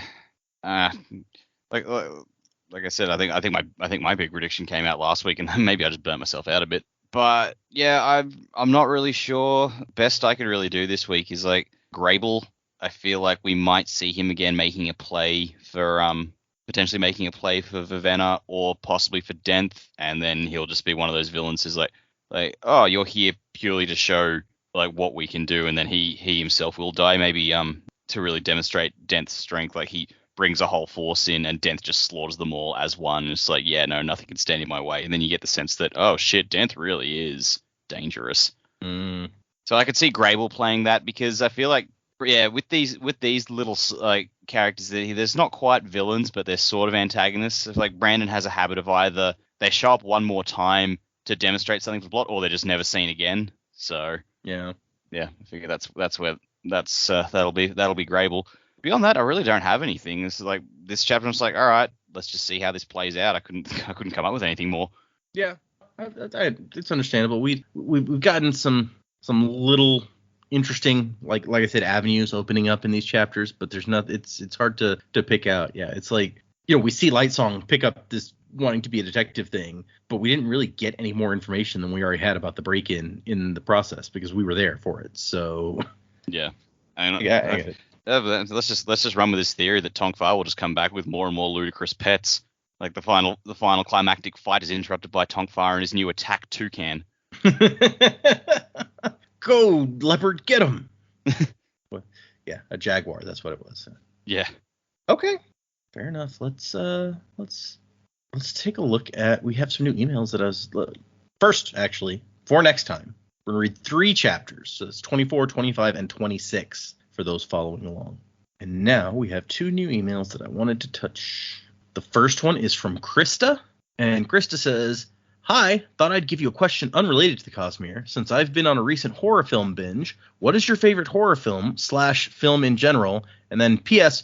Warbreaker is a fun read, and I hope you'll enjoy it. Lightsong is probably my personal favorite from the book." And that's the end of her email, so I figured I just covered it all. So favorite horror film or film? Oh, man.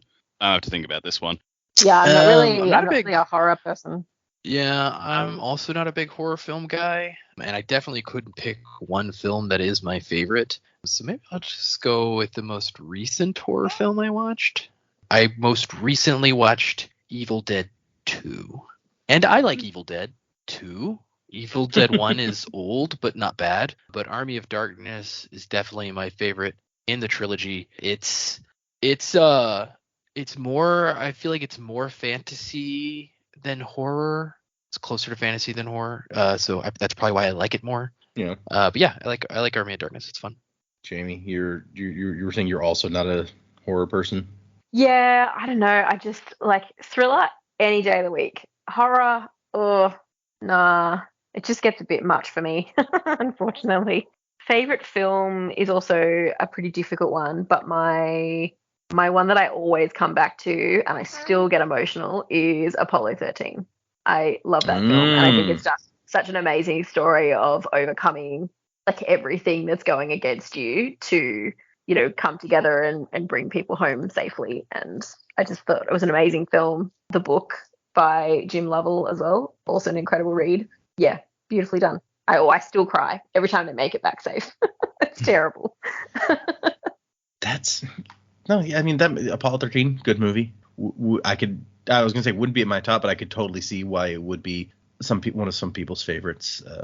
It's funny you say that because there's some movies that it's like will get me every time that same way. And you look at like Up in the first 5 minutes, and it's just like I can't even watch that because of that. But you said that Apollo 13 does that to you, and I wouldn't even call it one of my favorite movies, but one where the ending gets me every time in that same way is Armageddon, where Bruce Willis is like having the call with his daughter, and I'm just like, oh my god, it like gets me every time. But I'm also not a horror person. I don't like horror movies. Yeah. A movie that does get me like that every time, even after the crappier sequels, was Force Awakens. At the end when she holds the lightsaber out to Luke, that got me every time for a while. I'd be like, oh my god. Yeah, then he just throws it over his shoulder, so it's like whatever. Yeah, I try to like delete that from my brain. But on the topic of horror movies, actually, at the beginning of my cruise, we started in Seattle, and we got to Seattle a day early, so I was going to see a couple of the sites. Our hotel is right next to the Space Needle, which was nice, but it was also right next to the Museum of Popular Culture, or MoPop, as it was called, and they have lots of props from movies and TV shows, and they have a whole sci-fi section with lots of cool sci-fi stuff, like all of these interesting props from Terminator, Ghostbusters, Stargate, Star Trek, all sorts of amazing stuff. They also had a fantasy section with props from Harry Potter, Lord of the Rings. For some reason, Batman Forever props were in the fantasy section. I'm not sure why that would have been, but they had an entire horror section. And for the most part, like I said, not really interested in horror. So I was looking through the pictures I took to be like, what was in the horror section that I was actually like, this is interesting enough. I like this enough that I would take a picture. So it was like the axe from The Shining was there. They had the alien outfit from Alien. And I'm not a huge fan of Alien, but I do love Aliens, which is it's like more of an action movie than horror, really. But it's like sci-fi action. Yeah, that's a good movie. I like Aliens a lot. They had Blade's outfit and sword from Blade, And I don't even know if you'd call the first Blade a horror movie. I feel like Blade 2 is more of a horror movie, and I like Blade 2 a lot. So that might be my favorite. They're both sort of horror action. Yeah. But yeah, horror is just sort of a broad like genre in general. Because I mean, yeah, like the original Alien is a sci-fi horror. So is the original Terminator. And I love those movies. I'm not really a fan of slashers. I can appreciate what they do, but I'm just like, not really.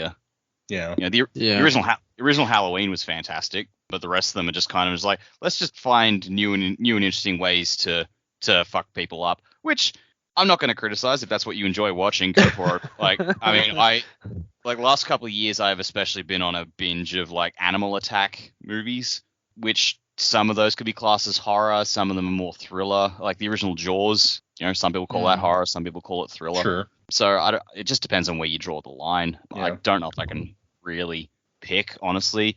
For the only one in my head I can think of, which I'd say this is my favorite horror movie, which is undisputably a horror movie, is probably It with in 2017. Oh, the new. Okay. Oh, you like that one? Not the TV special, but the movie. I haven't actually seen the Tim Curry one, honestly. It's weird because the Tim Curry miniseries, it was split into two halves, and Tim Curry was It in the first half, but he wasn't It in the second half, so it kind of like really throws you. Yeah, okay. Weird. Yeah, but yeah, like I love watching the animal thrillers like Blackwater. We watched Crawl the other night with the alligators. That was fun. Yeah, no, I love those sorts of things. I saw Razorback recently, which is like Australian outback giant killer pig movie from the 80s. When you said Razorback, I assumed that was what Razorback was referring to. I didn't realize that anyone had made a movie about that. Yeah. A lot of fun. Would recommend. Yeah, I think of like the slasher films because I'm with you, Dak. I'm not a huge fan of slashers, but I do like the original Halloween. I think the first Nightmare on Elm Street's actually pretty good.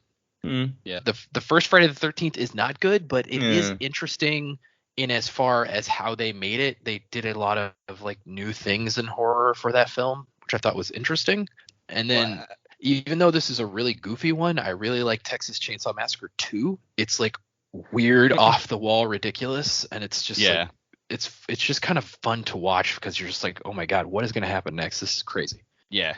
And I think that's the crucial thing. Like, if you're going in, for me at least, with horror movies, I'm like, it's got to be doing something interesting. It's not just another what's the body count going to be and what gruesome way they're going to do it. Which I think that's why the original Halloween worked when the others didn't so much, was because it was all about the tension, and it's like you could see him in the background of almost any shot, and like you knew he was coming. You're just like, what the fuck? Like, you're constantly on edge. That is good. Yeah, a more modern, I guess you would call them horrors, a more modern like slasher horror movie that I actually really enjoyed was Happy Death Day and Happy Death Day 2U. Those are fun. Those are the Groundhog Day loop ones? Yes, and they're actually pretty fun to watch. Interesting. Yeah, well, because I feel like the Groundhog Day loop is an interesting spin to put on really any kind of story, because there was that sci-fi action one with Tom Cruise, Edge of Tomorrow. That was a lot of fun. Yeah. What was I lost my train of thought. Never mind. Yeah. Grabbers is another fun one. It's like horror. It's a horror comedy about aliens invading rural Ireland, but they're allergic to alcohol. What was that horror movie where like Vince Vaughn is a killer and he switches body with the girl, so now he's in the killer's. Oh, he's in the girl's body. Yeah, was that any good? Did anybody see that? I haven't seen it, but I heard it was pretty good. It looked like it had potential. I think the girl in it was the girl who played Ant-Man's daughter in the new Ant-Man. Oh. Dak saying Grabbers made me think of Tremors because of the graboids. Classic Kevin Bacon giant worms. There's another movie that I'm like, I guess you could call it horror. I like that. Yeah. Kevin Bacon was also in the original Friday the 13th. So there you go. Was too. Also, looking through my pictures, my favorite prop from that museum is they had Mr. Pointy from Buffy the Vampire Slayer, the steak that she was. Classic. Yeah, it's great. That was in the horror section also. But anyways, so yeah, interesting. No giant horror fans on the show, I guess. I could make the argument that I am, depending on where you define it. Like things like Psycho and The Shining, of course, they're classics. I love those. It's just I think we're just fans of film, like good film. Yeah. Sometimes bad film, but yeah, it's all good. Yeah, if it's so bad that it's good, sure. Yeah. We got one other email. This one is from Peter, and Peter says, "Hey, I hope you're all doing well. Now that you're a fair way through the Cosmere, I wonder if you'd consider doing a segment on everyone's current book rankings. It might be interesting to see how everyone's lists compare and any reasoning behind them. Go well," from Peter. Before we get into that, we have talked about that a little bit before, and I feel like everyone was kind of like, I don't know that I'm comfortable like ranking. Like it's like it was a whole thing that we kind of touched on. So I don't know how much you guys would be interested. I mean, I know I of what we've read so far, I definitely still have my favorite like thing we've read so far. But yeah, as far as ranking them all, I don't feel like I could properly do it until we read everything. And so that's not something that I feel comfortable like doing. But I think the thing I've liked the most that we've read so far is still Six to the Dusk. I would agree. I don't know if I ever told you guys, but he released like the first part of a sequel to that. What? Yeah, like Ooh. I mean, it's something we wouldn't be able to read for a while, and by then I'm hoping the actual sequel will have been written. But it was like the first chapter or something of a sequel to that story. Very cool. Very cool. What about you, Jamie? I actually still really like The Lost Metal. I'm a big one for watching everything come together, and so it's hard to sit there and go, oh, I like this book better than this book, because I sort of see it all as the one story anyway. Like it's a little bit difficult to do. Obviously, Mistborn, we've covered Mistborn, so it is a complete picture, so it's a bit more satisfying. But I'm actually really enjoying Warbreaker. But obviously we're not finished that yet. I also really liked, we did the short story, oh my God, what was it called? The one where like they were in, basically their brains were in jars, and a Perfect State. Oh yeah, Perfect State, yeah. I really enjoyed Perfect State as well. I feel like that could have gone like a lot further on that premise and still been really interesting. I kind of forgot about that one. I since it's not like part of the Cosmere stuff that we're primarily doing, it kind of slipped my mind. But yeah, that's a really good one too. I think it's also just difficult to say, rank it. Well, all right. We've read 8 books so far, of which, like Jamie said, 7 of them were part of one series. It's true, yeah. Like, Elantris is the only outlier at this point until we finish Warbreaker. So it's just kind of, let's rank all these things from one series, and then we've got this one over here. Where do we slot that in? I'm just like, that just seems like the odds are stacked against it a bit. Well, and even when we talked about just the Mistborn books, it was like you can pick out your favorite and your least favorite, but like trying to rank them in a list, it was like, do we really want to get into that? Yeah. Well, I'll tell you, Well of Ascension is last, so. Yeah. See, I actually have been thinking about it. I think if there's the full-length novel we read that I've enjoyed the least, it actually probably was Shadows of Self, looking back. Really? Interesting. I like Shadows of Self. Yeah, I remember just getting to the end of that one. I'm thinking, it's like, I'm just depressed now.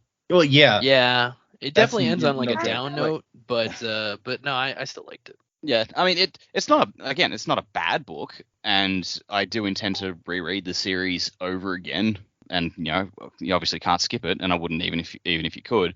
But I'm just like, by the end of it, I'm just like, this book was just mean. Yeah, well, Ascension is kind of the same way. It also ends very down. So it does, but there was enough awesome stuff happening in that book. It's like, it was fewer and far between than I think any of us really would have liked. But there was quite a lot of stuff in there which I did enjoy. I still have fond memories of the Headbutt of Doom. I knew that's what you were going to say. I was like, heads exploding. That's going to be a top of the list. Headbutt of Doom, sure. Strathventure's death, yeah. Zane, cool. And, like the Vin outrunning the horses at the start. The horses like, yo, what the fuck? Like stuff like that was still fun. It's like, this is what I do. Yeah. I just don't think there was as much of that in Shadows of Self. And by the end of it, I'm just like, I feel just a bit exhausted by this book, I think, at the end. It was just, I don't know. I'm sort of repeating myself now. Yes. To me, Well of Ascension, the reason it falls so short for me was just because it was like the Pirates 2 of books. It's like she releases this thing at the end, and then that's the end of the book. It's like, okay. Release the Kraken. Yeah. Yeah. And like, if I had been a reader at the time of Brandon Sanderson, like when the book first came out, I would have been like, what the fuck? What? Now I'm gonna have to wait for another book to come out? Like, this is bullshit. Fortunately, in that case, I think it was only a year before the. Hold on, how long was between those? Now I'm gonna look. Yeah. I almost searched for Way of Kings. That's not right. Well of Ascension. I took the kids to see Ruby Gilman Teenage Kraken yesterday. So. Any good? It's extremely predictable, and it's like a story that you've seen a bunch, but it was fun enough. Okay. I mean, yeah. There So was something Roger Ebert used to always say about movies, which I try and apply to any movie. It's like, it's not what the movie's about, it's how it's about it. So it's like, yeah, I've seen this story a million times, but if they do it well this time, that doesn't make it bad. yeah. So okay, sorry, I found it. It was taking me a second. So Well of Ascension, August 2007. Hero of Ages, October 2008. So yeah, about a year. So those are our 2 emails. Thank you guys for sending emails.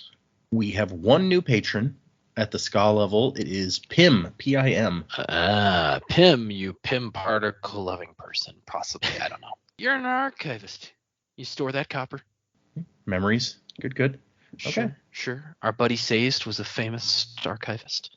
Thank you. Well, I mean, he was a full ferrochemist, but yeah, he did use that archivist power.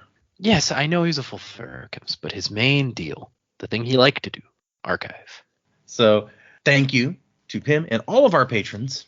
If you're interested, you can check out the Sanderlanche on Patreon, where the most recent stuff is the unboxing of the Cell box and then the Frugal Wizard box. But by the time this comes out, I should have started releasing my read through of the new Secret Project novel that just came out at the beginning of July. Had to delay my start because I was on my cruise at the beginning. Had to wait till it get to where I could record my reactions, but I have started it now since I got back 2 days ago, and I've recorded several episodes already and edited the first one. So if you're interested in this one is called Yumi and the Nightmare Painter. So you can hear my reactions to Yumi and the Nightmare Painter as I read it for the first time, which I really like that title. I think it's great cool. title. Yeah. Also, like the digital pack that we got. Obviously, I haven't opened the PDF of the book, but so I looked at the artwork, and man, that is a pretty cover. I don't know that I like it as much as Tress, but I agree that it looks very cool. I think the color scheme is fantastic. Yeah, 100% agree. So yep, that's the kind of stuff happening on our Patreon. If you're interested, if you want to send us an email, the address is thesanderlanche@gmail.com. Find us on Twitter and Facebook, Instagram, places like that, all around the interwebs. Music by Miracle of Sound, put that out there. Like I said, 3 chapters for next time, 24, 25, and 26. So for those of you reading along, thanks for listening. If you want to join the Discord, you can find it on the link on our website. There's another thing. We appreciate everybody, all of our the emailers, the patrons, the people chatting on the Discord about crazy, insane things. You're all awesome. 3 chapters for next time, and wasing to the time of next. Colo? Still haven't come up with something from this book to add to that. We're going to have to do that at some point. Colors? Maybe colors. Yeah, I don't know where in there it would fit. You know what I hate about being a mercenary? Know what I hate about Wasing being to the a time of mercenary? next. Mercenaries? No.